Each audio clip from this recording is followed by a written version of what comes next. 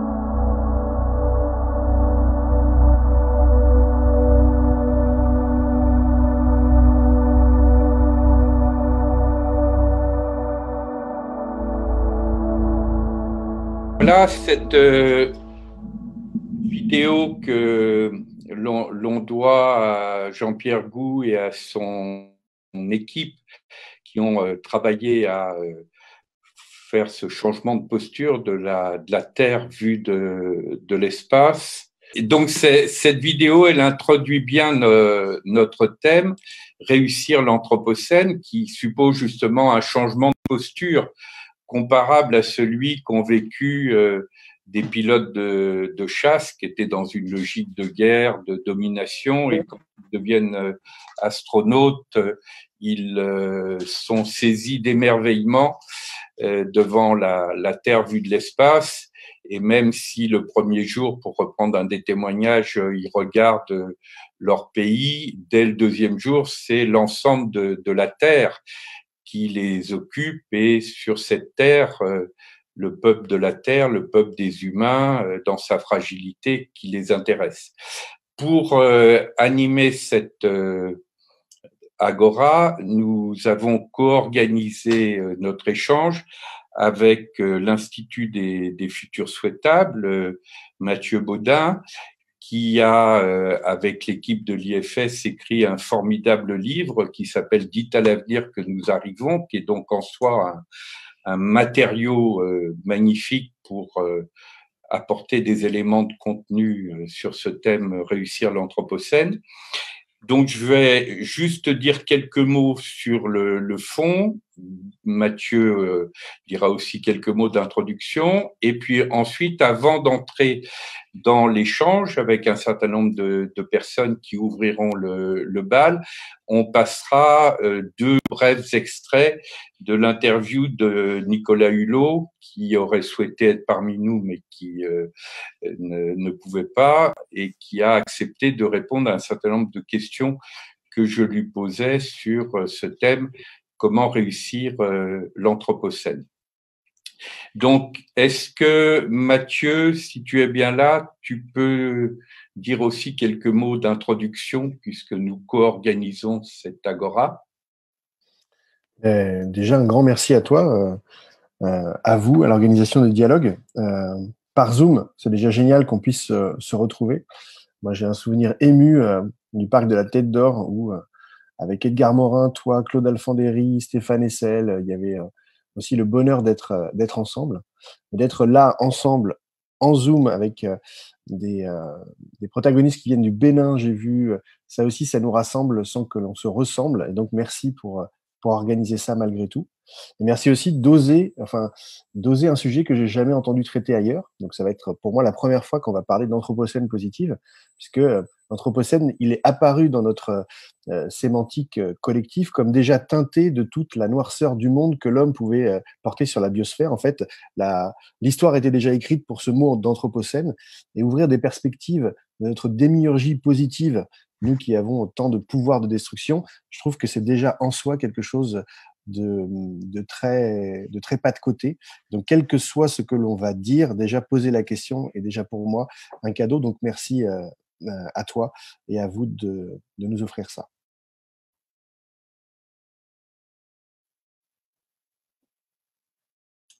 Merci Mathieu. Nous aurons donc plusieurs amis qui interviendront pour ouvrir le débat. Je dois excuser Edgar Morin qui malheureusement a eu un petit problème de santé, il peut pas être parmi nous, mais peut-être que Sabah, qui a écrit un beau livre avec lui récemment, nous a rejoint. Est-ce que Sabah, tu nous as déjà rejoint? Non, ce n'est pas le cas encore. On verra en cours de route. En tout cas, pour ouvrir cet échange, je vais demander à Morgane si elle peut nous envoyer les deux extraits de l'entretien avec Nicolas Hulot sur cette même question. Morgane?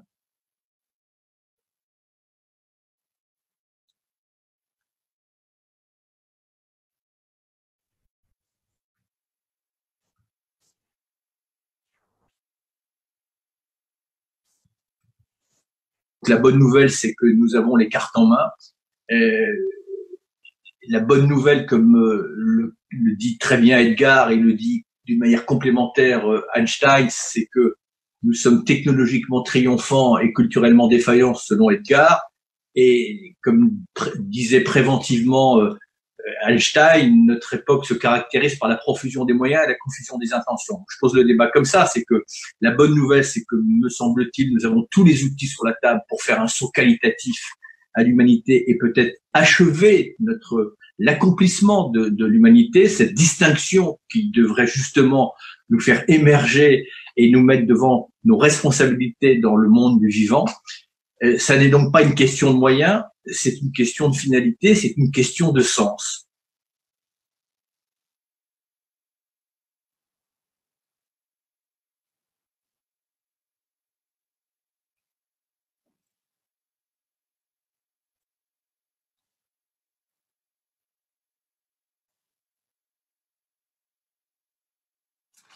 Et puis qu'il y a un monde invisible, parfois silencieux, qui agit, qui fait émerger, qui crée, qui partage, qui, quelque part, a pris conscience que nous faisons partie d'un tout.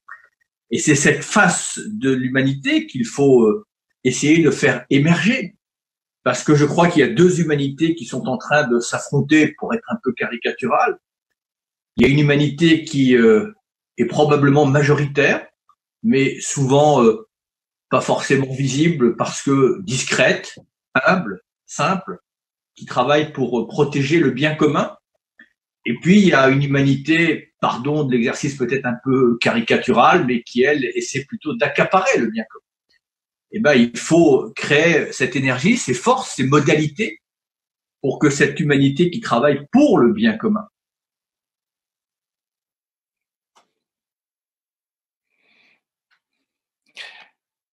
Voici donc, ce sont deux courts extraits. L'interview de Nicolas Hulot, il est à peu près de l'ordre du quart d'heure. Hein. On peut le retrouver sur le site des Dialogues en Humanité, j'imagine aussi sur le lien avec Facebook. Et pour introduire cette agora du point de vue de son cheminement, j'indique les trois temps principaux que nous allons suivre. On va avoir un premier temps où sur ce sujet, comment réussir l'Anthropocène, on a demandé à quelques personnes d'intervenir brièvement pour apporter des éléments de proposition, de pistes positives. Puis nous aurons un temps d'échange, nécessairement bref, compte tenu du temps qui nous est imparti. Donc, vous utilisez, quand vous souhaitez prendre la parole, les petites mains bleues qui permettent d'indiquer que vous souhaitez prendre la parole. Ça sera le deuxième temps. Et puis, dans un troisième temps, avec Mathieu, on vous proposera un jeu de cartes tiré justement de propositions du livre Dites à l'avenir que nous arrivons. Voilà. Pour introduire cet échange, puisque comme l'a rappelé Mathieu, le terme d'anthropocène, quand il est utilisé, c'est surtout pour qualifier le pouvoir destructeur que l'humanité a acquis sur les écosystèmes vitaux, le climat, la biodiversité en particulier. Et justement, nous, l'enjeu que nous voulons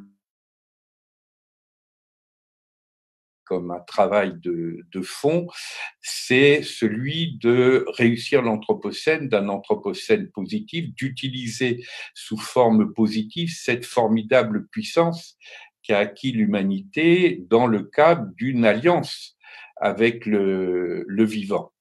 Donc, pour introduire cet échange, j'ai demandé à quelques personnes et notamment à Catherine Dolto, puisqu'il y a eu déjà plusieurs travaux sur la question de l'humanisation en lien avec le travail de Catherine sur la sécurité affective. Donc, Catherine, est-ce que tu peux nous dire comment tu vois cet enjeu de l'anthropocène positif à partir de tes travaux? Si tu peux mettre ton micro. Voilà.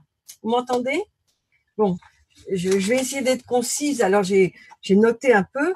Je pense que pour faire passer le cap, pour réussir l'Anthropocène, il faut faire passer un cap à notre espèce. Et pour ça, il faut nous donner une théorie de l'humanisation.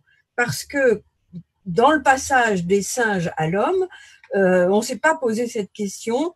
Un peu à la va comme je te pousse, on a formaté les petits humains pour devenir des adultes à adapter à un monde objectivement dangereux et subjectivement toujours menaçant.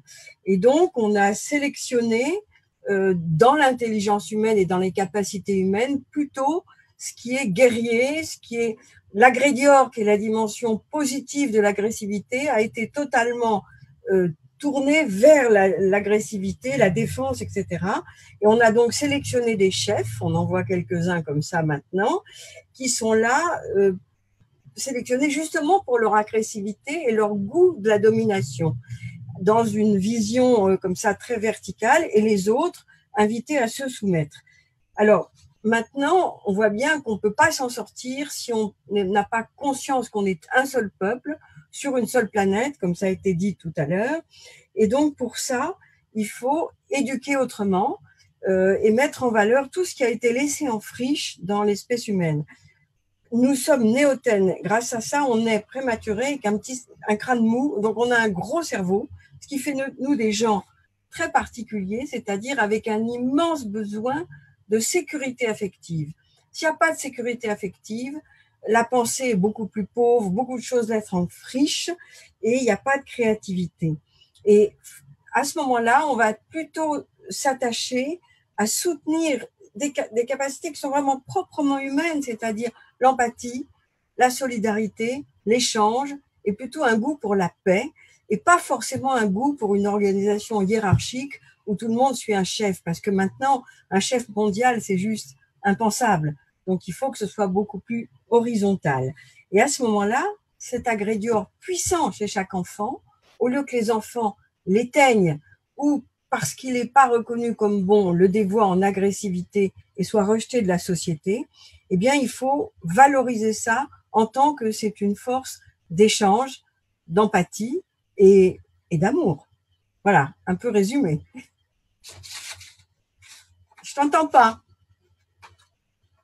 Je t'entends pas, Patrick. Je t'entends pas. Merci Catherine, c'était un résumé essentiel. Un peu concis. Oui, mais on pourra revenir ensuite dans l'échange. Est-ce que Tariq, qui anime le module sur le biomimétisme à l'Institut des Futurs Souhaitables et qui est donc au cœur des enjeux du lien avec le vivant, qui est donc évidemment un aspect très important de cet anthropocène positif, tu peux aussi nous dire quelle est ton approche essentielle, Tariq? Merci Patrick et merci de me donner cette formidable occasion de participer à ce bel événement. C'est vraiment quelque chose d'essentiel de réfléchir à ces questions. Je dirais que déjà le biomimétisme, c'est l'art de s'inspirer de la nature pour innover au service de cette transition vers nos souhaitables. C'est pas juste l'innovation pour l'innovation. C'est essayer de comprendre, voilà, la vie est apparue sur Terre a priori il y a 3,8 milliards d'années. On est tous descendants de ce que les scientifiques ont appelé LUCA, Last Universal Common Ancestor, peut-être une cellule qui est apparue à un moment donné, qui est d'une évolution chimique prébiotique est devenue une cellule vivante. Et absolument toutes les espèces que l'on croise en sortant de chez nous, qui vivent en nous, sur nous, sont nos cousins en évolution et nos cousines en évolution. Donc déjà, on est une espèce qui a développé une capacité à réfléchir sa place dans le monde. Et effectivement, on touche à la question de la posture, c'est-à-dire qu'est-ce qu'on fait de cette capacité-là. Comme Patrick l'a dit quand je l'ai fait intervenir dans les formations sur le biomimétisme, effectivement, il y a eu plusieurs crises dans l'histoire de l'évolution. Il y a eu entre autres la crise de l'oxygène avec l'apparition de la photosynthèse, l'oxygène étant un déchet de ces bactéries qui ont réussi à faire cette innovation incroyable, et ça a provoqué une grosse crise. Et maintenant, on a peut-être la crise de la conscience discursive, cette capacité à réfléchir notre place dans le monde. Et là, je pique ça à Patrick, tu me le permets, parce que je pense que c'est essentiel. Et ce qui a été un problème à une époque est devenu une formidable opportunité pour d'autres espèces ensuite. La présence d'oxygène, on ne pourrait pas être là sans ça. Donc peut-être que finalement, la première chose, c'est un changement de posture.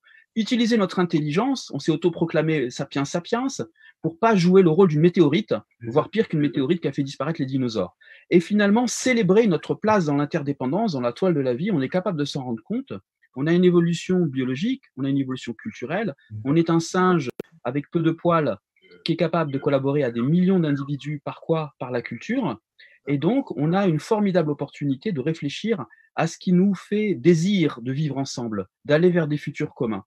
Donc, je dirais que la vie étant orientée vers un but, pour une espèce culturelle comme la nôtre, il y a importance de designer la force de vie qui va s'élever de nos sociétés à travers des buts partagés. Et je crois que les crises actuelles nous donnent une formidable occasion de devenir des bons terriens et de décider de rester sur Terre. Cette posture-là, Patrick Desgeorges, qui est un héritier un peu de Michel Serres, parle de la santé commune, c'est-à-dire arrêter d'avoir une vision en silo et de se dire que finalement, pour naviguer en complexité dans cette période extrêmement intéressante et extrêmement risquée, il faut prendre soin de soi, bien sûr, quelles que soient nos cultures, il faut prendre soin de soi et il faut prendre soin de ces sociétés aussi. Et finalement, prendre soin des écosystèmes qui nous hébergent et qui nous donnent de fiefs services. Et c'est pas moi, je suis plutôt développement personnel ou moi plutôt dans les enjeux de démocratie, de sociétaux, etc. C'est développer autant que l'on peut, au jour le jour, un peu de ces trois niveaux, beaucoup de ces trois niveaux si on peut. Ça peut être simplement prendre soin de ces écosystèmes, arrêter de mettre des phytosanitaires dans son petit bout de jardin ou bien donner de la nourriture à des animaux qui en ont besoin. Ça peut être des tas de choses en fait très simples.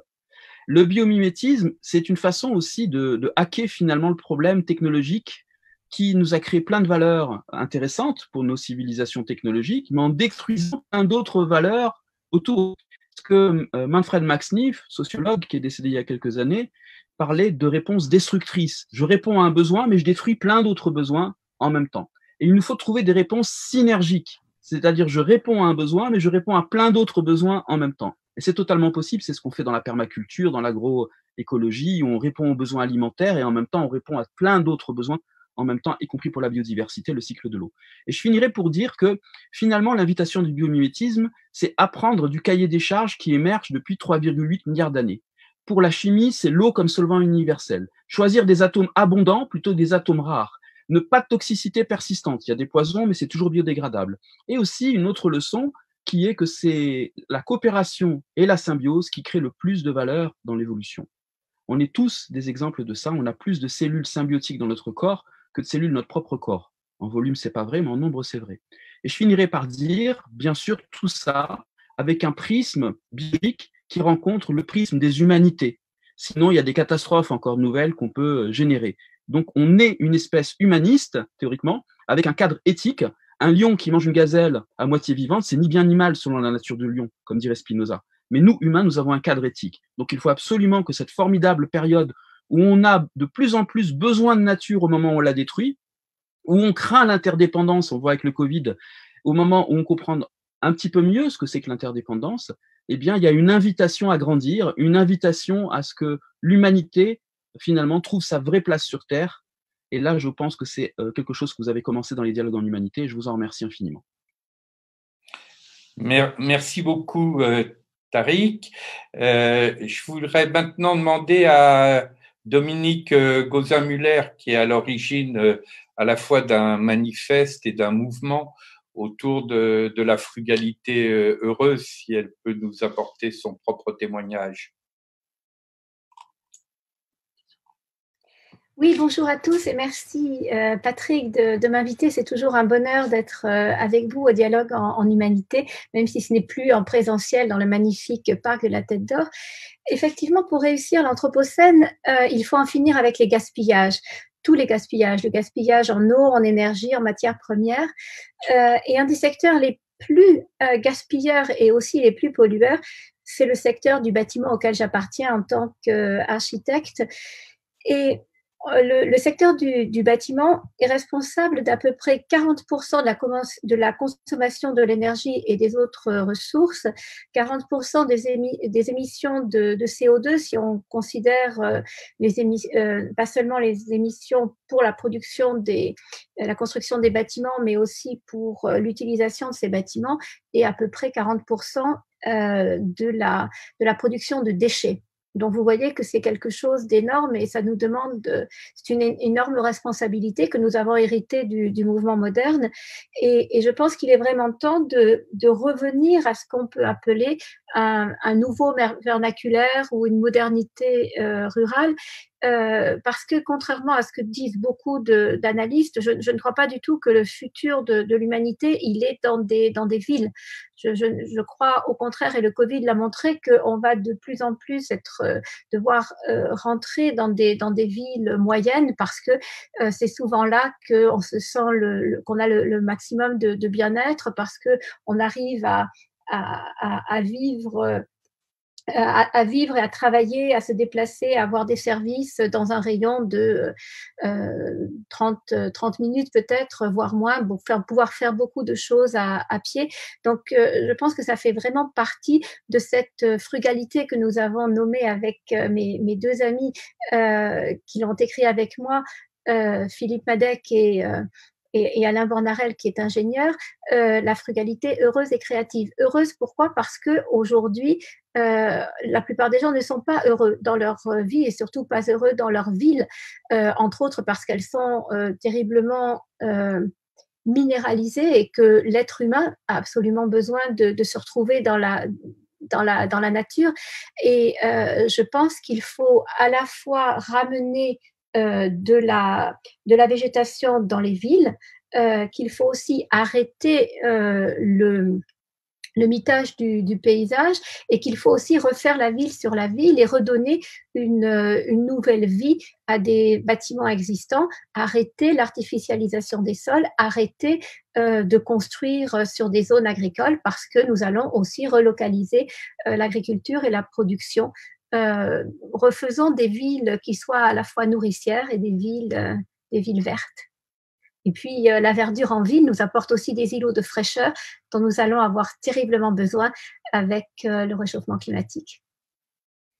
Merci beaucoup, Dominique. Sandrine, qui intervient aussi à l'Institut des futurs souhaitables, qui est éditrice, qui a écrit des essais magnifiques, notamment Les Suspendus, et puis je crois qu'il vient d'écrire un roman. Est-ce que tu peux intervenir maintenant ?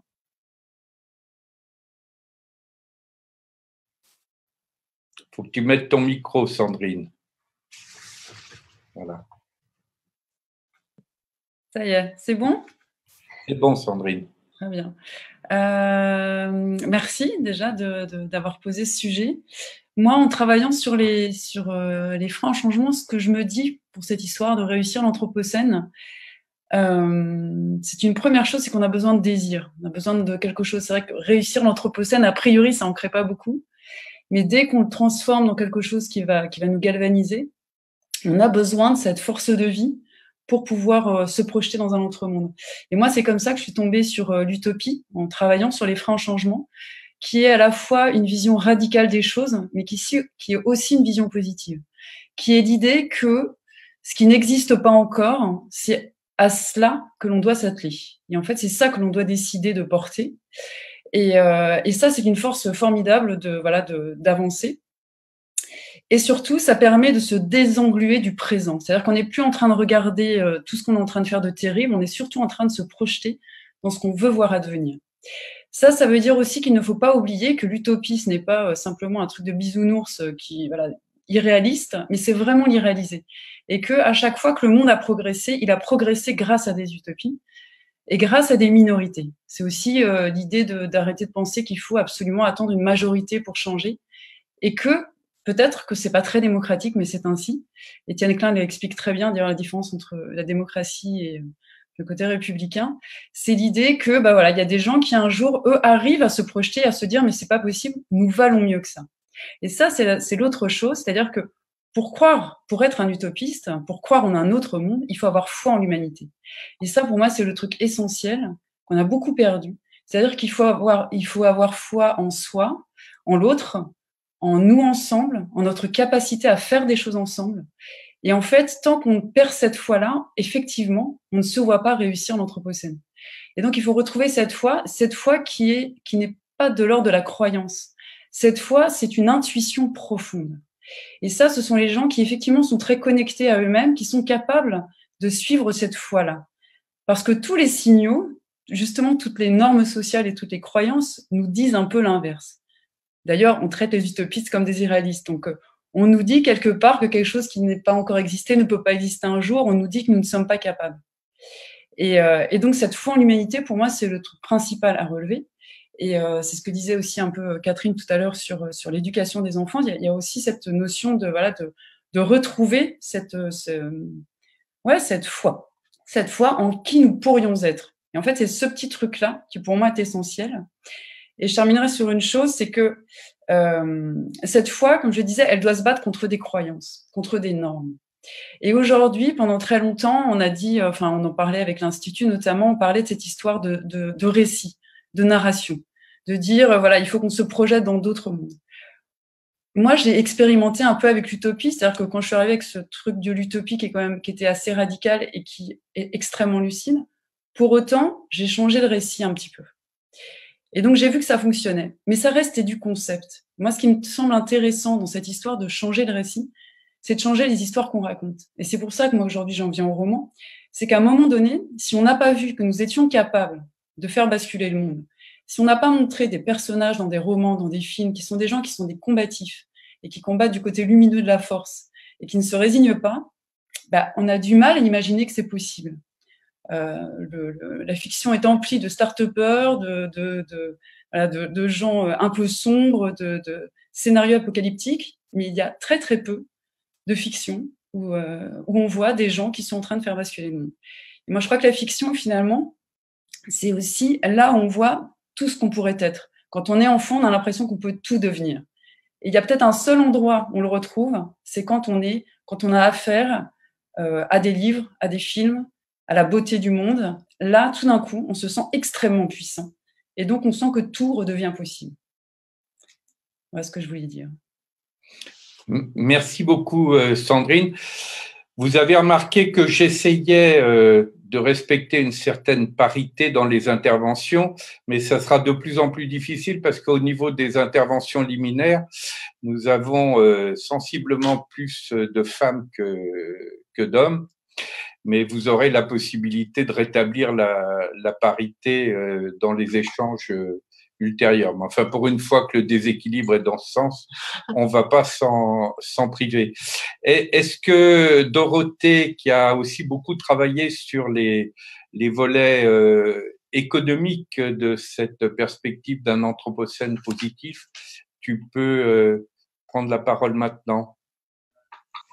Oui, Patrick, cher Patrick, merci pour ce moment. Moi, je suis au bord de Loire. J'ai eu un petit peu de difficulté à vous rejoindre parce que je suis en mobilité, mais je suis très heureuse, oui, de rejoindre le cercle où vous êtes et de prendre la suite de ces femmes qui viennent de s'exprimer, et à la fois Dominique et Sandrine, parce que je trouve que ça se situe dans la continuité, au sens que il me semble que le défi existentiel de départ, si on veut être dans ce réussir l'anthropocène, c'est de prendre acte de là où nous sommes et de la peur que nous révélons en réalisant combien nous n'avons pas voulu écouter le monde, écouter nos limites, écouter notre condition humaine. Et que le plus grand défi aujourd'hui, c'est de poser nos bagages et de les regarder, de regarder ce qu'il y a dedans. Ces peurs, on va en parler au moment des germinations que nous réalisons le 24 et 25 septembre avec Tech for Life et beaucoup d'acteurs différents partenaires. C'est essayer d'ouvrir les éléments de notre encombrement et de notre indisponibilité qui fait que nous ne sommes pas, nous n'ouvrons pas de nouveaux possibles. Nous avons du mal à ouvrir de nouveaux possibles.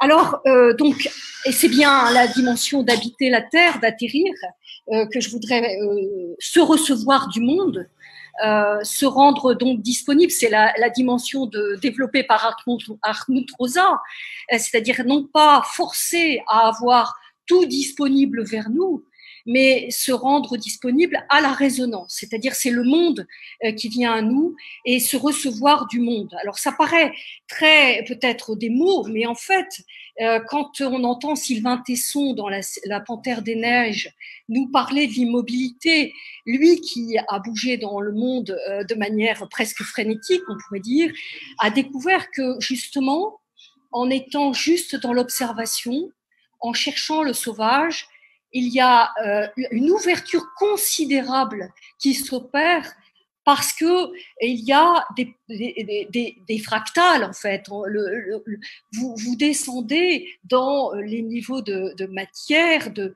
détails et de vibrations. Et la deuxième chose que je voudrais dire en tant que biologiste, c'est une chose qui me touche beaucoup à chaque fois que je le dis, c'est que la particularité du vivant, c'est d'inscrire l'expérience dans la matière, dans la chair. C'est-à-dire que notre système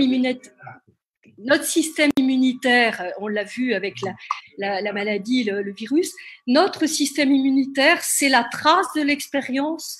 Notre mémoire est une forge, est une manière d'attraper des choses et de laisser tomber d'autres choses. Et c'est cette attitude-là de se laisser forger par le monde, c'est la suite de ce que je viens d'exprimer. Alors, pourquoi je dis tout cela en préambule et je ne vais pas être trop longue? C'est pour l'économie, c'est aussi un vrai challenge parce que qu'est-ce que c'est de réussir l'anthropocène pour une entreprise aujourd'hui? C'est de réaliser ce qu'elle fait, ses impacts. C'est donc à l'ordre du jour, bien au-delà de la RSE, c'est de voir qu'est-ce qui compte pour demain pour elle. Qu'est-ce qui compte? Eh bien, comme elle a passé son temps à détruire, on voit qu'elle va devoir revoir complètement son modèle d'affaires pour faire de la valeur en restituant ce qu'elle prend au monde. C'est une économie circulaire, une économie régénérative. Et donc, pour nous, à Tech for Life, un des chantiers qui nous semble extrêmement important, c'est cette notion de prendre compte, de rendre compte. Donc, on arrive sur les sujets je dirais, de l'image fidèle que l'entreprise peut donner avec sa comptabilité. Et donc, nous essayons d'aider les acteurs à vraiment ouvrir cette boîte qui est une sorte de langage de ce que les entreprises font, les organisations, pour vraiment multiplier les mots, parce que pour l'instant, la seule comptabilité qui existe, elle est financière. Et vous savez que beaucoup d'acteurs parlent de comptabilité triple capital ou multicapitaux. Il y a donc ce défi de rendre des comptes sur ce que nous faisons et par ce fait-là, de transformer les modèles d'entreprise en les rendant véritablement partie prenante de leur environnement, de les rendre en fait contributives. J'aime beaucoup ce mot et je pense que c'est notre attitude nouvelle si l'on veut réussir ce tournant, réussir l'anthropocène. C'est donc de devenir régénératif, de devenir une sorte de système nous-mêmes qui utilise des choses et les restitue sans qu'il n'y ait de lourdeur en fait. Et donc dans cette affaire-là, on perd les attitudes d'accumulation, les attitudes qui en fait ne sont pas du tout vers la beauté ou vers la joie, parce que dans la circulation, la dimension d'altération, d'altérité, c'est l'accroissement de soi véritablement. Merci beaucoup, Dorothée. Comme je vois que Erwan Lecoeur est aussi parmi nous, Erwan est sociologue, il va animer aussi demain matin avec Déborah, je leur donnerai aussi la parole tout à l'heure, en fin d'Agora, un atelier avec des enfants sur cette même question. Mais toi, Erwan, ton point de vue de sociologue, quel est-il sur cette question? Bonjour Patrick, bonjour à toutes et à tous. Je vais donc en effet endosser un petit peu le rôle du sociologue, Edgar Morin n'étant pas là en plus. Voilà, rapidement, rappelez quand même que les gens qui ont créé l'idée même, le terme d'anthropocène, n'était pas aussi joyeux et positif que nous le sommes ici aujourd'hui. L'Anthropocène dit quand même quelque chose qui est non seulement nous ne sommes plus maîtres et possesseurs de la nature, Descartes, mais en plus nous avons perdu les clés du jardin, c'est-à-dire nous avons perdu le contrôle, concrètement. Et de plus, depuis la fin de la Seconde Guerre mondiale, la période la plus récente de l'Anthropocène, cette toute petite période depuis 1945, c'est la grande accélération, c'est-à-dire nous n'avons que des courbes qui explosent en termes de dégradation, de toutes ces choses. Donc, première chose, l'Anthropocène, c'est un phénomène d'accélération des époques géologiques. La dernière avait duré environ 12 000 ans, celle-ci, moins de 100 ans. Donc voilà, première chose. D'autres personnes l'appellent aussi Molismocène, l'âge des déchets. En français, le poubellien. Donc ça vient après le Jurassique, le poubellien. D'autres parlent de Capitalocène, je le rappelle, puisque en gros, la population mondiale a été multipliée par 10, la consommation d'énergie par 40 et le capital, lui, par 134. Donc, il y a aussi un problème de ce point de vue-là. Comment nous vivons, quelles sont, ça vient d'être dit, les formes économiques qui régissent nos sociétés. Certains même, ça a été évoqué par Catherine Dolto tout à l'heure dans sa présentation, parlent de thanatocène, c'est-à-dire qu'en fait, ce que nous infligeons à la Terre, nous l'avons déjà infligé sous la forme de thanatos, de guerre. Je rappelle qu'il y a à peu près 80 ans sans guerre dans l'histoire de l'humanité, en tout et pour tout. L'Anthropocène positive, j'avais dit qu'il me semblait que, en effet, la question était plutôt comment est-ce qu'on réussit l'Anthropocène, puisque, comme l'a dit Nicolas Hulot, désormais nous sommes en charge, c'est la bonne nouvelle. La mauvaise, c'est que nous ne sommes pas de très bons jardiniers. Voilà, en gros, il y a peut-être eu une météorite qui a fait pire pour les dinosaures que nous aujourd'hui pour nous-mêmes. Donc, je le disais, nous ne sommes plus maîtres et possesseurs de la nature, Descartes. Nous subissons désormais les conséquences de nos actions sur la nature. Nous avons perdu le contrôle et je dirais les clés du jardin.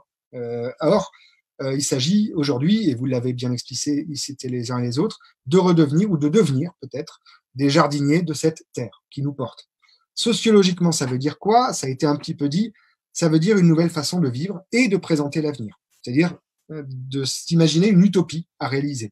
Utopos, sans lieu, mais là, en l'occurrence, le lieu, c'est la Terre. Réussir l'Anthropocène, je dirais rapidement, c'est prendre au sérieux, enfin, notre rôle et notre responsabilité à l'égard de la Terre, mais aussi de la nature. C'est ce que j'appellerais sortir de la morale des principes pour entrer dans une morale des conséquences. Chacun de mes actes a des conséquences. Désormais, ce n'est pas parce que quelque chose est mal que je ne le fais pas, c'est parce que ça a des conséquences qui sont mauvaises. Et du coup, ça nous sort un petit peu des religions du mal et du bien, et ça nous fait rentrer dans une forme de rationalité positive qui est je ne fais pas ça parce que c'est pas que c'est mal, c'est que ça a des conséquences qui sont mauvaises. Donc, je prônerai, moi, une morale des conséquences en termes sociologiques. Deuxième point, réussir l'Anthropocène, c'est choisir. Choisir quoi? De reprendre le contrôle de nos activités. C'est-à-dire, on arrête de laisser aller les choses et on fait un effort. Et on est capable désormais d'évaluer nos techniques, nos habitudes à l'aune de quelque chose qui est plus large. J'y viens, c'est donc, il faut proposer pour ça de nouvelles valeurs, normes, règles, codes et modes de vie.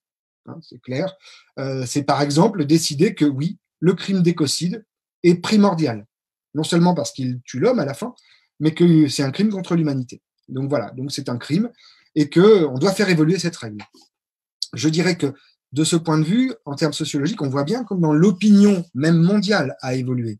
Oui, il y a un problème, tout le monde le pense, tout le monde le sait.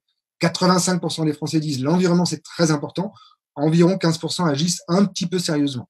Ce qui nous laisse 70% de gens dans ce qu'on appelle une dissonance cognitive, une maladie sociale bien connue.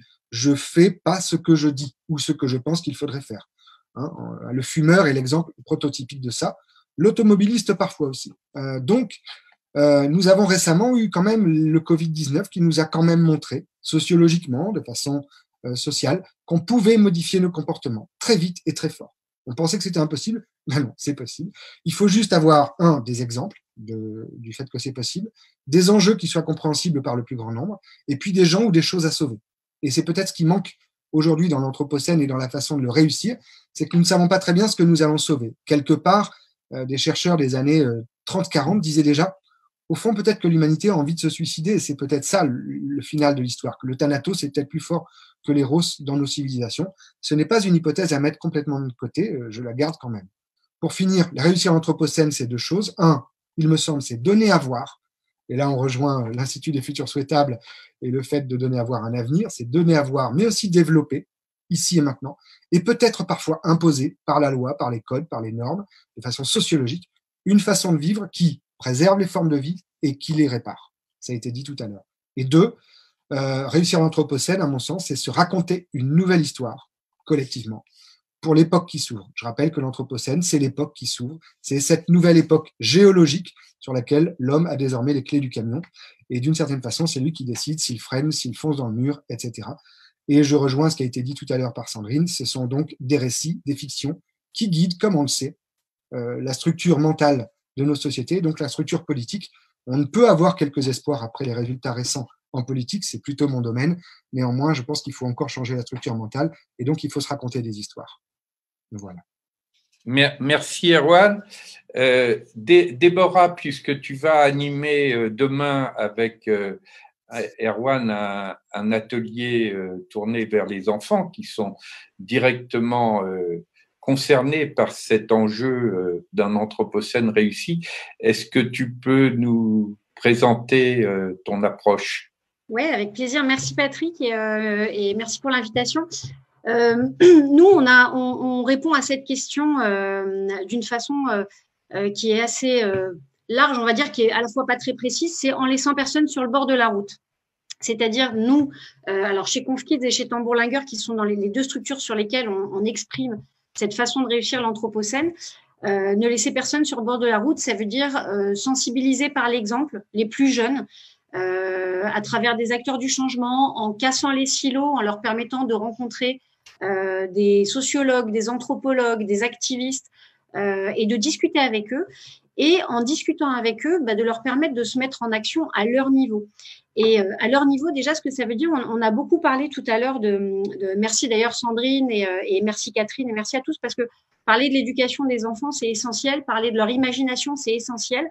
Et je voudrais rajouter un truc à ça, c'est que les enfants des nouvelles générations, et on va dire par enfants, ceux qui ont autour de 7-8 ans et peut-être jusqu'à 18-19 ans, donc de grands enfants, ils sont nés dans les transitions, ils sont nés dans le digital. Ils sont pas nés avec, ils sont nés dedans. Ils sont nés au moment où le digital avait infiltré tous les pans de l'activité humaine. Donc, ils ont des modes de pensée, ils ont des facultés, ils ont des usages qui sont propres en fait à ce monde-là, que nous n'avons pas, qu'on essaye de réactiver à travers du développement personnel, des formations et ce genre de trucs. Eux, ils l'ont en natif. Et donc, mais en plus de l'éducation et de l'imagination, nous, ce qu'on pense, c'est qu'il faudrait vraiment les écouter. Et du coup, pour les écouter, il faut en fait créer des espaces de parole avec toutes ces générations-là pour écouter les solutions auxquelles ils vont penser, auxquelles nous, on pensera peut-être pas. Parce que finalement, on représente quand même un peu l'arrière-garde de ces sujets-là. Puis c'est aussi beaucoup nous qui avons provoqué cette situation. Et ils ont une force aussi, notamment. Donc, moi, je travaille sur les enfants à peu près de 8-13 ans et sur Conf-Kids. Et avec les Tambourlingueurs, on parle notamment beaucoup essentiellement avec des mineurs qui sont incarcérés ou qui sont en phase de réinsertion. Donc, c'est souvent des jeunes qui ont déjà fait un pas de côté, qui ont déjà fait une forme de sortie de route par rapport au système dominant. Ces populations-là, elles repèrent bien en fait les dissonances dont parlait Erwan tout à l'heure. C'est-à-dire que quand on parle avec eux, ils mettent vraiment le doigt très finement sur ce qui cloche, sur ce qui n'est pas en phase, sur ce qui n'est pas aligné. Par exemple, on a évoqué avec eux la Constitution française. Et en gros, ils nous ont dit, mais c'est quand même fou, la Constitution française, tout est écrit. L'égalité entre les hommes et les femmes est écrite. La couche environnementale y est depuis 2004. Pourquoi on fait juste pas ce qu'on dit? On a retrouvé les mêmes propos avec des mineurs en détention qu'on a rencontrés encore la semaine dernière et qui nous disaient, mais en fait, nous, on est sortis du système parce que le système tel qu'il existe aujourd'hui, il propose des choses qui pourraient être efficaces, mais en fait, personne ne les applique. Et donc, on préfère sortir du système et puis essayer de trouver un fonctionnement à nous. Donc, pour répondre et conclure là-dessus par rapport à la question comment on réussit l'Anthropocène, il faut laisser personne sur le bord de la route, il faut inclure toutes ces populations. Nous, on est sur les jeunes, mais ça veut aussi dire les seniors, ça veut aussi dire les personnes en situation de handicap, ça veut aussi dire les réfugiés. On travaille beaucoup avec Singa, par exemple. Et en fait, réfléchir ensemble à ces problématiques-là, déjà, c'est se ramener dans une forme de protocole commun. Alors, aujourd'hui, on appelle ça la loi, on appelle ça le cadre législatif, mais déjà, dans une forme de vivre ensemble, où que ce soit sur la base de la loi ou que ce soit sur la base de nos discussions, sur le pointage de ces dissonances, on se met vraiment en ordre de bataille pour essayer d'avancer en fait dans les mêmes clous, apprendre à se connaître déjà, apprendre à se connaître les uns les autres, chacun avec nos facultés, les anciens avec leur expérience et leur analyse du monde si je veux caricaturer, et les nouveaux avec leur expérience du monde actuel et des sujets de transition, et puis essayer d'avancer ensemble comme ça. Donc voilà, si je devais répondre à la question en 2 mots, c'est 1, ne laisser personne sur le bord de la route, et 2, écouter la jeunesse, l'éduquer, etc. Oui, mais aussi écouter ce qu'elle a à dire. J'ai dit. Merci Déborah. Je rappelle, pour pas l'oublier, que l'atelier que vous animez demain avec Erwan, avec des enfants, a lieu à 11h. Hein. Absolument. Ça a lieu à 11h et on sera donc avec Erwan et avec toi, Patrick.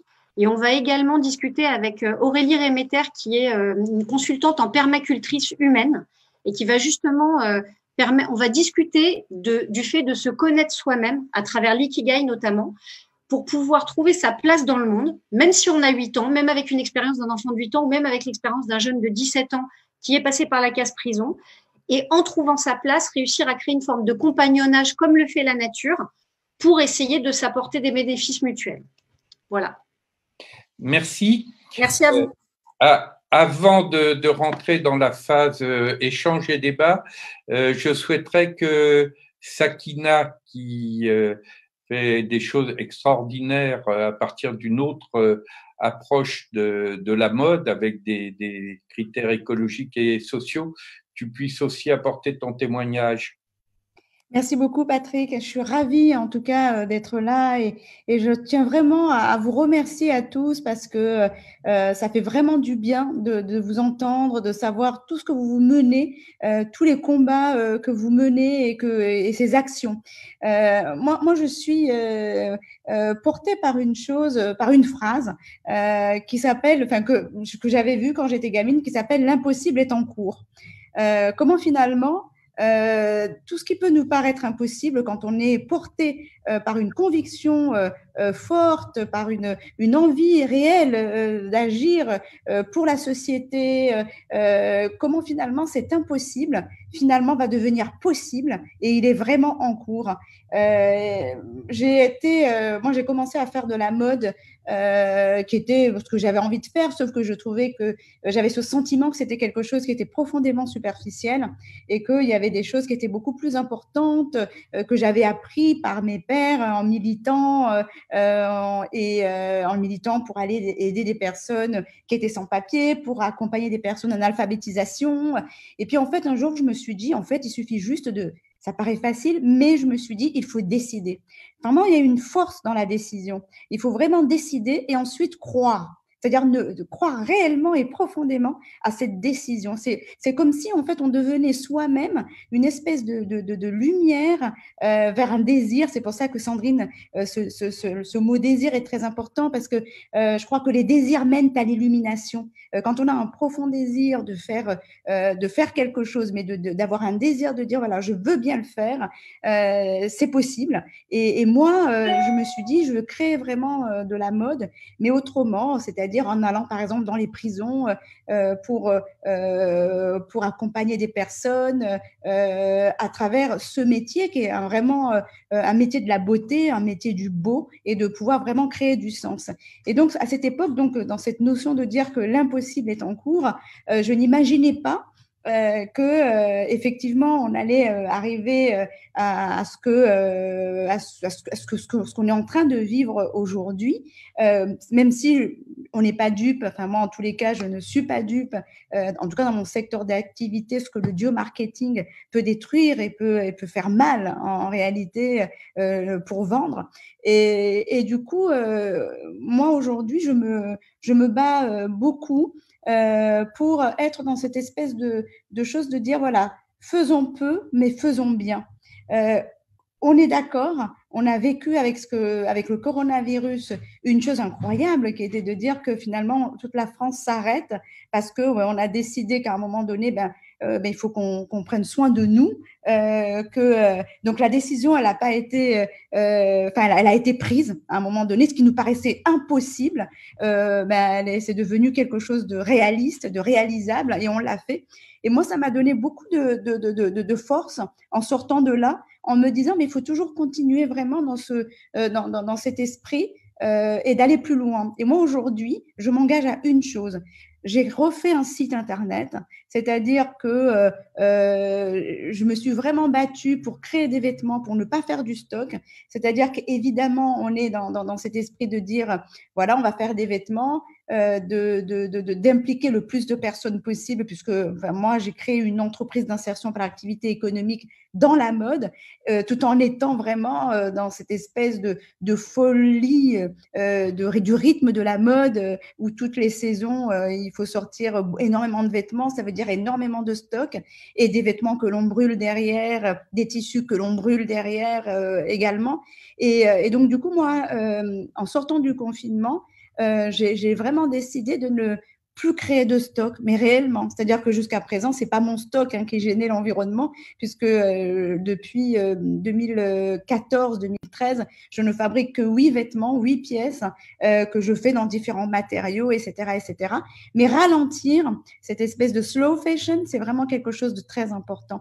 Et donc, ralentir pour moi, en sortant du confinement, c'était de dire, voilà, on va créer, là j'ai créé 3 vêtements qui vont être vendus en précommande, avec vraiment cette notion de dire que les personnes doivent acheter ce dont ils ont besoin, et pas cette espèce de création de désir de consommation. Et moi, j'essaye vraiment de travailler ça, et je crois beaucoup à la jeunesse pour ça.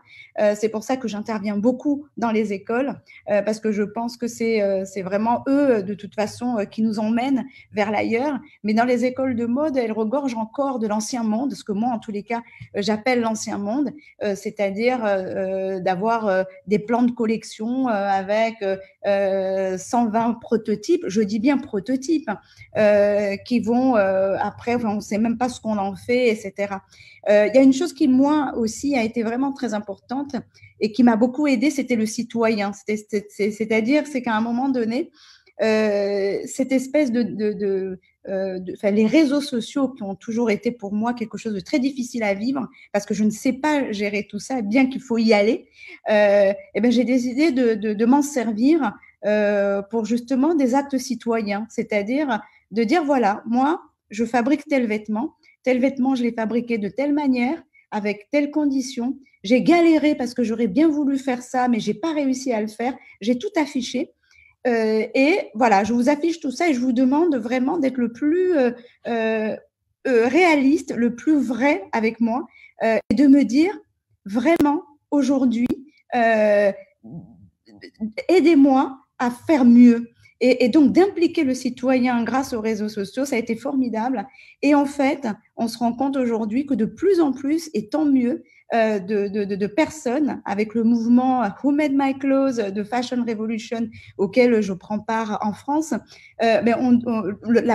aujourd'hui, c'est devenu presque naturel que de dire, en tous les cas dans le petit milieu de cette mode durable, et où les gens demandent, mais qui a fabriqué mes vêtements ? Comment ça a été fabriqué, pour ne plus qu'on se retrouve avec un deuxième Rana Plaza. C'est plus possible. Et ça, c'est vraiment quelque chose, moi, qui m'aide beaucoup. C'est-à-dire cette espèce de citoyenneté active. Moi, je parle plus de consommateurs, mais je parle de consommateurs citoyens, où vous nous remettez en question chaque jour. Enfin, je dis vous, si vous consommez des vêtements, et où vous nous remettez en question chaque jour. Et nous, notre combat et la manière dont on a communiqué, c'était de dire aujourd'hui, c'est à vous de nous remettre en question, c'est à vous de dire qui a fait vos vêtements. Et c'est comme ça qu'on a réussi à faire changer pas mal de grands groupes qui aujourd'hui se positionnent autrement. Moi, je ne parle plus de mode éthique, mais je parle de mode éclairé. La mode éclairée, pourquoi ? Parce que je pense aujourd'hui qu'il faut tout éclairé. Il faut que toute la supply chain, toute la chaîne de valeur soit éclairée. C'est de celui qui fait le carton, qui met les paquets, qui fait les teintures. Il faut que chaque personne soit vue, soit montrée dans les conditions de travail dans lesquelles il réalise le vêtement, dans les conditions de travail dans lesquelles il fait la teinture, etc., etc., etc. Et tout ça, en fait, c'est une manière, en tous les cas, moi je pense, de faire en sorte que ce numérique, que ces réseaux sociaux puissent être un poison mais que ce poison, c'est transformer ce poison en élixir. Et je pense qu'on a une vraie responsabilité là-dessus. Merci Sakina. Comme nous avons des interventions très riches et nombreuses, donc il nous reste seulement 25 minutes dans cette agora. Je ne sais pas si on aura le temps avec Mathieu de faire aussi le jeu de cartes qu'on avait prévu, mais là on va rentrer dans la phase d'échange. Il y a énormément de personnes qui parmi les présents ont aussi beaucoup de choses à dire. Donc, je vous rappelle que vous pouvez lever la petite main bleue. Et je rappelle également qu'il y a un autre temps qui est en continuité directe avec ce que nous sommes en train de dire. C'est demain à 13h, un atelier qui est organisé par Hervé Chéniaud-Dupuis autour du thème de la Nanoubie. La Nanoubie, c'est ce projet d'un pays du bien-vivre. Un Nanoub, c'est la contraction de « nous allons nous faire du bien ». Et donc, la Nanoubie, qui a été à l'origine projetée par l'archipel citoyen Osons les jours heureux, c'est effectivement un récit du futur sur ce serait quoi ce pays de la Terre dont nous rêvons et qui permettrait justement la réussite d'un anthropocène positif. Vous avez tout ça sur les programmes. Voilà. Quelles sont les personnes qui souhaitent intervenir? Alors, je vois Anne-Laure Bedu, si vous voulez bien prendre la parole et puis, y compris, vous présenter rapidement. Oui, bonjour à tous. Merci beaucoup pour cette conférence vraiment très intéressante. J'ai eu grand plaisir à vous écouter. Moi, je suis conseillère régionale en Nouvelle-Aquitaine, mais au-delà de ça, engagée dans l'écologie depuis 20 ans. Voilà. Donc, j'ai été vraiment très sensible à beaucoup des propos qui ont été tenus, et notamment sur la dimension individuelle du changement, et aux propos de Catherine Dolto en particulier. Parce qu'en fait, il me semble que quand j'ai commencé dans les sujets du développement durable, il y a plus de 20 ans, on était sur les enjeux de l'état de la planète. Et puis, petit à petit, on a descendu d'échelle et on est allé vers les organisations en se disant qu'il fallait des programmes dans les entreprises, dans les associations, pour les États, etc. Et puis, le temps passant et voyant la résistance continuer sur tous nos sujets de transformation sociétale, petit à petit, j'ai vu apparaître cette dimension profondément psychologique, voire psychanalytique, voire même spirituelle. Quelqu'un faisait allusion à l'encyclique Laudato Si du pape là dans la conversation. Et finalement, on arrive presque à se dire que c'est la condition sine qua non du changement. J'avais lu avec intérêt l'ouvrage de la philosophe Corinne Perruchon sur l'éthique de la considération, qui montrait justement à quel point, en fait, sans ce changement de posture éthique et individuelle, nous aurions du mal à aller vers une transformation cohérente de nos institutions. Et là, j'ai envie de vous poser à tous une question assez pratique, étant à cheval, moi, dans le monde des institutions et dans le monde de la citoyenneté, que je me refuse à séparer très fortement. Dès lors que finalement nos institutions ignorent la dimension individuelle et la dimension de transformation intérieure qu'implique cette ère de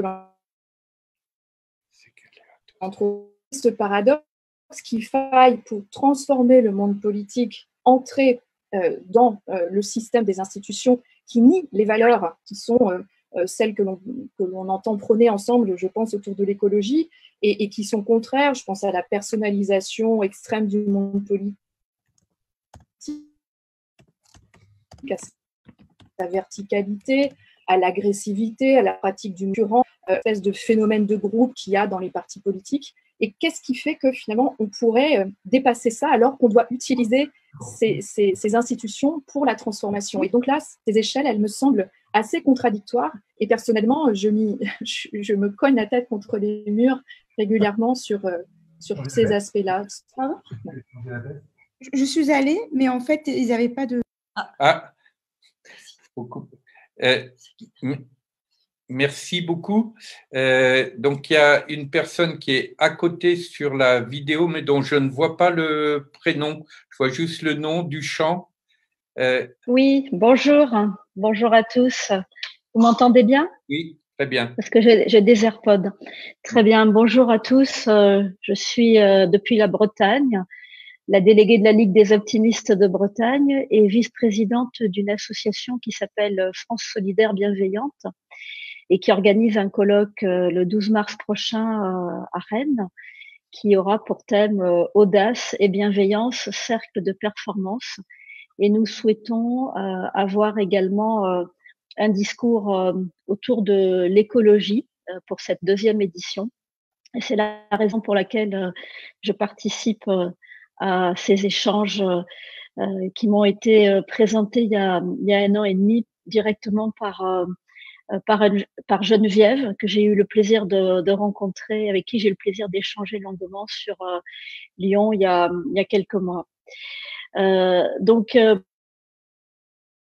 ma présence ici, je veux un petit témoignage personnel, parce qu'à la base, une personne sensibilisée à l'écologie, et j'avais beaucoup de dissonances cognitives, mais de plus en plus personnellement, avec un rayonnement de plus en plus fort dans mon entourage. J'écris des conférences qui vont, puisque je suis par ailleurs conférencière et coach, j'écris des conférences qui vont de plus en plus interpeller et appeler à l'action pour l'écologie de soi, parce que je suis intimement persuadée, et vous le voyez, c'est mes engagements associatifs, aucun engagement politique, uniquement des engagements associatifs, parce que j'ai la conviction profonde que les forces de l'associatif, en France en particulier, sont vraiment vigoureuses et puissantes et contribuent à préparer ce monde des futurs souhaitables. Et tout ce que j'entends dans cette agora, ce que j'ai entendu sur différentes conférences de ce matin et d'hier, me renforce dans la certitude qu'on va avancer. Alors personne ne sait si on va y arriver, mais j'ai une conviction profonde et une grande foi dans l'humanité, comme le disait Sandrine Roudot tout à l'heure. Et le mouvement que nous portons en Bretagne, donc nous avons une équipe de 50 bénévoles qui prépare ce colloque pour le 12 mars 2021. Je vais vous écrire les coordonnées du site, comme ça vous pourrez suivre ce que nous faisons. Va venir vraiment dans la continuité et nous allons chercher un maximum d'idées pour porter aussi des sujets écologiques audacieux. J'ai déjà des contacts avec des personnes très actives dans l'économie circulaire sur la Suisse, mais tous les contacts sont les bienvenus pour notre colloque de Parce qu'on doit passer la parole à d'autres personnes. Voilà, j'ai fini. Merci beaucoup et excusez-moi parce que nous sommes aussi pris par le temps. Il nous reste bien sûr. Près, seulement un quart d'heure. Comme il n'y a pas d'autres demandes immédiates d'intervention, même si je sais qu'il y a énormément de personnes qui auraient des choses à dire, je voudrais proposer à Mathieu Baudin qu'on puisse utiliser le quart d'heure qui nous reste pour faire ce jeu à partir de ce livre magnifique qui est à la fois un livre personnel mais aussi un livre collectif à partir de toute l'histoire des travaux de l'Institut des futurs souhaitables. Je rappelle le titre du livre, « Dites à l'avenir que nous arrivons ». Donc là, on est en plein dans l'anthropocène positif. Et donc, Mathieu, si tu peux te prêter à ce jeu de cartes tirées de ton livre. Donc, tu reprends les cartes. Merci, Patrick. En fait, les cartes, c'est un prétexte. C'est un livre sur la prospective qui dit en gros, comme ça, vous aurez l'essentiel en début de lecture, qui est de dire que l'avenir ne se prévoit pas, qu'il se prépare. C'est bien évidemment pas de moi, mais de Maurice Blondel. L'avenir est une affaire de volonté. Et donc, finalement, c'est C'est une compilation de pensées un peu comme les livres du XVIIIe siècle. Et en effet, on en a fait un jeu de cartes. Alors pourquoi? Parce que souvent, quand on a des propos, on les a dans un ordre particulier. On les a pensés, repensés, maturés, digérés, on les a pratiqués. Et finalement, le hasard, qui parfois sourit aux âmes bien préparées, fait sortir des choses. Et donc, on a essayé de convoquer le Kairos en essayant de mettre justement les pensées, on va dire, sur un jeu de cartes qui en compte 80, mais là, j'ai retiré toutes les cartes vu qu'il reste plus que 10 minutes. D'accord? Et donc, je vais vous demander, puisque j'ai fait une petite sélection par rapport à l'Anthropocène, à Déborah, par exemple, de bien vouloir être la main du sort. Donc, c'est une grosse responsabilité. T'inquiète pas, tu dis juste stop. Et puis, tu me dis quand est-ce que tu arrêtes. Stop. Non, non, non. Ah. Pardon. C'est pas grave, mais on voit pas surtout. Pardon. Voilà. Donc, je la découvre aussi. D'une planète rouge à une planète bleue. Ça, c'est une inspiration que j'ai trouvée dans les propos d'Idriss Aberkane, qui dit beaucoup de choses. Et des fois, il y a des choses qui sont étonnantes. Et donc, il rappelait, lui, que la puissance du XXe siècle, c'était la capacité particulièrement d'un État de transformer une planète bleue et verte en une planète rouge exsangue de sang. C'était le feu nucléaire, ce qui a structuré les années 50 et après la guerre froide, et on est en partie encore dedans. Et donc, à nous de nous questionner si le XXIe siècle, la force justement du XXIe siècle, ce ne sera pas la capacité des États ou d'autres choses, justement de prendre une terre rouge exsangue et de justement la remettre en planète verte et en planète bleue. Et cette force régénérative que l'on appelle tous de nos voeux pour être érigée en termes même de stratégie. Et dans la mémoire de l'humanité, au XXIe siècle, on saura se rappeler celles et ceux qui ont contribué à la régénération du monde. Donc voilà le genre de réflexion, moi, que m'a suscité cette rencontre avec Idriss Aberkane. Sandrine, tu choisis?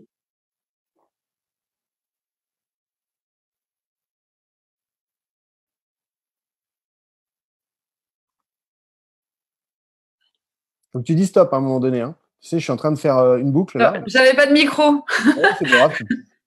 Vas-y. Top. Hop. Vous voyez. C'est à l'envers? Ouais. Il faut que vous le lise, hein, parce qu'on ne le voit pas toujours bien. Vous voyez à l'envers, du transhumanisme plus que du transhumanisme. Donc ça, c'est le bon mot d'Alain Damasio en 2014. Qui, succédant à Laurent Alexandre à TEDx Paris, Laurent Alexandre nous ayant glacé une énième fois l'esprit, l'âme, nous augurant que celle ou celui qui allait vivre 1000 ans était dans la salle, finalement, Alain Damasio, il a changé complètement son discours. Il a dit, mais plutôt que d'être transhumain, on serait bien inspiré d'être très humain. Et finalement, la très-humanité ou le très-humanisme est moi un concept qui résonne beaucoup en moi et en Patrick, je le sais, puisqu'il est porteur de cette dimension, qui est de dire qu'un des futurs souhaitables qui attend l'humanité, en plus que d'être dépassé par lui-même finalement grâce à la technologie et d'arriver à ce point de singularité dont on ne saura tellement pas ce qui va advenir qu'on l'a appelé justement singularité, il y a une voie pour être encore plus humain que nous sommes maintenant, nous qui sommes un peu hors sol par rapport à notre humanité, ce qui ferait que, Catherine, toutes les qualités peut-être qu'on dégage un peu vite du sérieux des écoles maternelles ou primaires, l'empathie, l'amour de l'autre, l'amour du beau, le souci justement de l'environnement, seront peut-être les qualités NEC plus ultra pour se séparer de la machine qui aura fait en gros plus rapidement, plus puissamment un certain nombre de tâches qu'on avait pris l'habitude de faire. Et donc, retrouver finalement la voie de la transhumanie, faire de nous des humains encore plus humains, et peut-être un futur souhaitable, en tout cas c'est un futur pour lequel on va travailler, ce qui nous permettrait peut-être, comme le dit si joliment Patrick, de nous faire passer d'ouvriers à œuvriers et de faire de nos vies des chefs-d'œuvre. Merci. Autre carte? Allez. Eh bien, écoute, Tariq. Stop. Un rêve et 3 A. Donc, dans ce livre, j'ai eu l'immense bonheur d'avoir été préfacé par Joël de René et postfacé par Patrick Vivray. C'est vous dire le kiff. Et Patrick, il m'a beaucoup inspiré dans ma vie, notamment parce qu'il donne une clé à l'époque. En fait, je parle pour toi, hein, tu es juste à côté, c'est un peu bizarre, mais c'est comme ça que j'ai compris un peu le rêve. Le rêve, c'est un trépied du rêve, donc il va rajouter des choses, mais En gros, dans ce mouvement de métamorphose que Sandrine appelle de ses voeux, avec des tribus de conspiratrices, de conspirateurs, de suspendus, de déliés, eh bien, le R, c'est la résistance créative. Il faut dire no passaran à l'aliénation du monde. Il faut s'opposer à ce qu'on ne veut plus voir. Donc, moi, j'ai eu l'immense bonheur d'avoir reçu de la main de Patrick une chaise fauchée à HSBC par Busy, et remontée via les réseaux d'attaque, là où Edgar Morin avait pris une chaise, Claude Alphandéry, Suzanne Georges de mémoire. Et donc, on avait fait une réquisition citoyenne de chaises. Et en gros, l'idée, c'était on rendra la chaise quand ils rendront, eux, les 500 millions par chaise qu'ils doivent en tant qu'évadés fiscal à la communauté humaine qu'on appelle la République française. Donc ça, c'est de la résistance créative. La résistance créative, c'est de mettre, par exemple, un petit panneau en panne sur les distributeurs de boissons qui nous rendent diabétiques et en plus qui ne payent pas des impôts. Ce genre de petites choses dont l'humour est assez redoutable. Le E, c'est l'expérimentation anticipatrice. C'est la phrase de Gandhi opérationnelle. Soyez le changement que vous voulez voir dans le monde. Donc, si vous voulez moins manger de viande, commencez par le lundi. Vous verrez que le mardi, ça a le même goût que le mercredi. Pourquoi pas autant tenter. Donc, essayez sur soi une partie des choses qu'on veut voir dans le monde. Et le V, c'est la question de cette belle après-midi, la vision transformatrice. C'est quoi les histoires qu'on se raconte ensemble? Nous, humains, espèces fabulatrices, s'il en est. Et donc, à force de se raconter que demain, c'est une catastrophe, on va non seulement commencer à le croire, et en plus, on va y contribuer. L'inverse est vrai aussi. Si on dit que demain est un grand kiff, peut-être même que c'est un passage de civilisation dont nos descendants diront peut-être que c'est la grande métamorphose, ça change l'énergie qu'on a à habiter l'époque. Et donc, on a une responsabilité à réhabiliter le futur pour dire que demain sera profondément ce que nous allons en faire. C'est à la fois très émancipateur et à la fois très vrai, puisque c'est comme ça toujours que ça s'est passé. Sakina, tu aimais cette phrase, Mohamed Ali avait la même, l'impossible n'est que temporaire. Souvent, c'est la génération d'après qui a réalisé l'impossible, c'est pas 100 ans ou 200 ans après, l'impossible se dépasse très vite. Et donc, les 3 A, c'est la même chose mais au niveau individuel, c'est Julien Vidal qui propose ça. Julien, il dit que le premier A, c'est abandonner quelque chose qu'on ne veut plus voir dans le monde et qu'on faisait ou auquel on contribuait. Le deuxième A, c'est améliorer quelque chose qu'on fait et qu'on pourrait mieux faire. Et le troisième A, c'est adopter quelque chose de nouveau pour voir si ça nous va. Et donc, entre un rêve et 3 A, ça nous donne une énergie pour contribuer à la métamorphose positive du monde. Donc, merci à la fois à Patrick et à Julien de m'avoir inspiré ceci. Et du coup, je me permets, Mathieu, puisque dans la continuité du laboratoire d'économie sociale et solidaire qui a adopté aussi ce principe du rêve, on l'a complété par un autre E et un autre R, comme ça l'ensemble fait rêver. L'autre E, c'est celui de l'évaluation démocratique, mais ça peut être aussi bien celui de l'éthique et celui de l'éros. Mais là, il s'agit de penser l'évaluation au sens fort du terme, c'est-à-dire de délibération sur ce qui fait valeur, et en rappelant que le mot valeur, ça veut dire force de vie. Donc, la question démocratique par excellence, qu'est-ce qui fait valeur, qu'est-ce qui fait destruction de valeur? Et le dernier R, c'est celui de la résilience refondatrice, c'est-à-dire que même quand on est confronté à des chocs traumatiques extrêmement importants, il est essentiel que les collectivités humaines soient justement capables de recristalliser les forces de vie et l'énergie créatrice. On a encore le temps de faire une ou deux cartes. Il y a de moins en moins de choix, ce qui fait que Philippe aura à choisir une carte ou une autre et tu vas induire la conclusion de ce moment-là. Philippe, tu m'entends? Philippe Lemoine? Tu entends, Philippe? Oui, j'entends. Allez, dis-moi stop. Il y a marqué « Dites à l'avenir que nous arrivons ». Ça, c'est sûr, mais dans toutes les cartes. Ça, c'est un grand truc de magicien. Dans toutes les cartes, il y a le même message. Mais par contre, d'accord, je dis. De l'autre côté, par contre… C'est lequel? Voilà, celle-là, d'accord. Celle-là ou celle-là? Oui. Ouais. De la nature du problème et de la solution. Ça, c'est un truc qui m'a été beaucoup inspiré par Tariq, que vous avez entendu. Je pense que dans notre Anthropocène, qui est une question extrêmement humaine, la nature va prendre une grande part dans la solution. Elle est en grande part une partie du questionnement, puisque c'est un problème, mais elle va peut-être aussi nous ouvrir la voie de la solution. Et je pense que le regard que l'on va porter, le regard biologique sur l'époque, sera, à mon avis, moi qui suis historien, aussi transformateur que le regard qu'ont porté nos anciens à la Renaissance en redécouvrant l'Antique. en redécouvrant l'antique grâce notamment à ces savants almohades, arabes, qui ont pu garder la mémoire finalement de quelque chose dont on avait oublié même l'existence. Ils ont redécouvert l'existant de l'époque avec un regard différent. Et je pense que c'est ce qu'on s'apprête à faire, qu'on est en train de faire, qu'on serait bien inspiré de faire, en remettant nos yeux avec le prisme de la biologie, nous qui peut-être nous sommes construits avec de la physique et de la chimie depuis 5 siècles, depuis la Renaissance.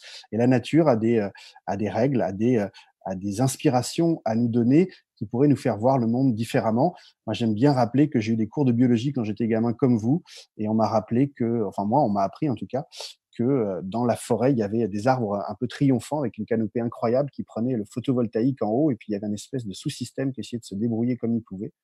Eh bien, le succès récent d'un livre et puis la parole qui se libère montre que c'est bien plus complexe. Il y a une symbiose à l'intérieur d'une forêt. Il y a vraiment à la fois du dialogue et du partage d'informations, comme le dirait Tariq. Et si on nous avait appris que la collaboration est plus favorable à l'évolution, particulièrement en période de crise, que la compétition, ça aurait changé notre rapport aux autres, ça aurait changé en partie les écoles de management. Et si en plus on nous avait appris ou rappelé que dans la forêt, il n'y a pas de chef et pourtant ça pousse, je pense qu'on aurait eu une vision finalement de où on va un peu différente. Donc redécouvrir finalement notre humanité à travers ce prisme de la biologie, à mon avis, est aussi transformateur que celle de l'antique. Voilà le genre de pensée qui m'a été donné grâce à Tariq, ce bio-miméticien de génie, explorateur des pôles, qui vous met le beau au service de l'utile et qui met en avant l'émerveillement, puis la problématique, pour donner envie justement de passer à autre chose. Donc merci à vous tous et toutes d'avoir été là. Je parle beaucoup de vous dans le livre, Sandrine, Erwan, Tariq, Déborah, plein.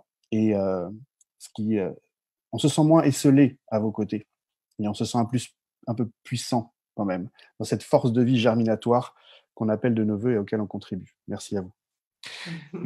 Merci Mathieu.